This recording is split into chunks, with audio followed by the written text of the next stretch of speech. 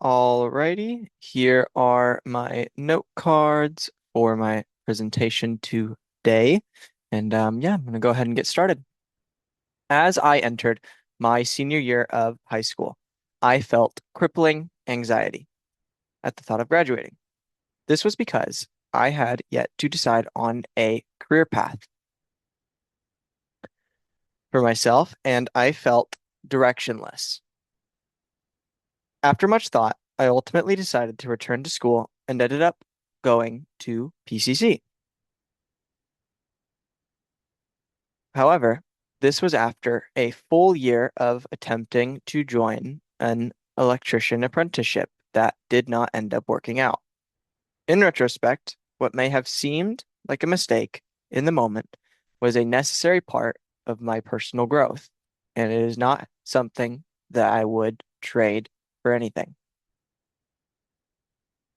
We all make mistakes in our lives. It is an inevitable and permanent part of the human experience.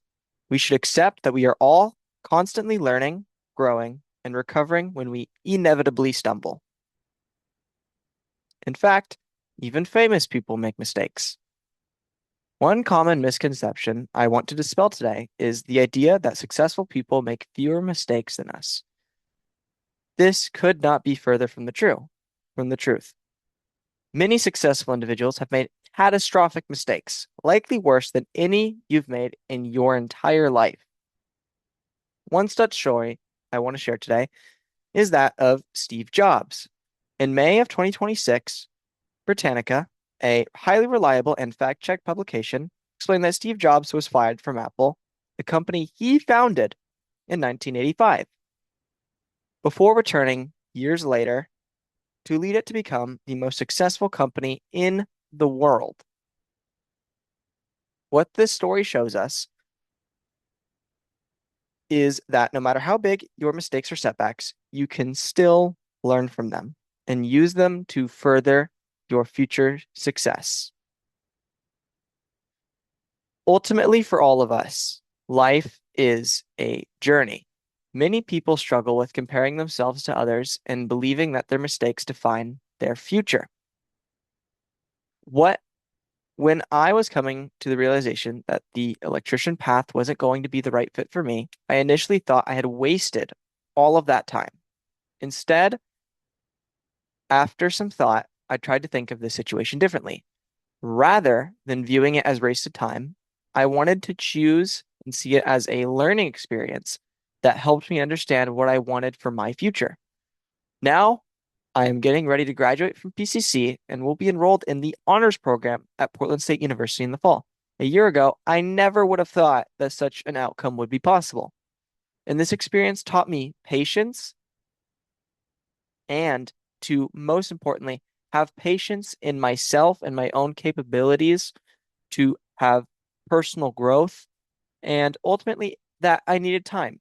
Even if my journey ended up being different from someone else's, it was still a valid experience that ended up furthering my own personal growth.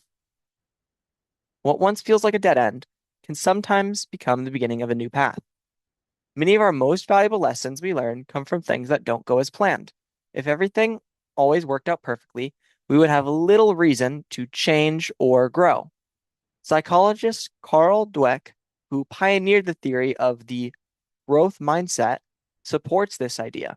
In her book published in 2006, Mindset: The New Psychology of Success, she writes, "The best thing parents can do is teach their children to love challenges, to be intrigued by mistakes, enjoy effort, and keep learning." Her ideas show that failure is not the opposite of success. Rather, it's a necessary part of personal growth and development. As I reflect on my own experiences, I have learned that growth is rarely a straight line. I have made many, many mistakes in my life. However, this is not unique to me. I am sure you all have regrets about things you did in the past, decisions you wish you hadn't made. However, I want to tell you today that this doesn't have to be the case. The next time you find yourself dwelling on a mistake or wondering if you've fallen behind your peers, I encourage you to remember that no one has a perfect journey. I challenge you to be present with yourself, to keep learning and to trust that your setbacks don't have to determine how your story ends. Ultimately, that choice is entirely in your hands. Thank you.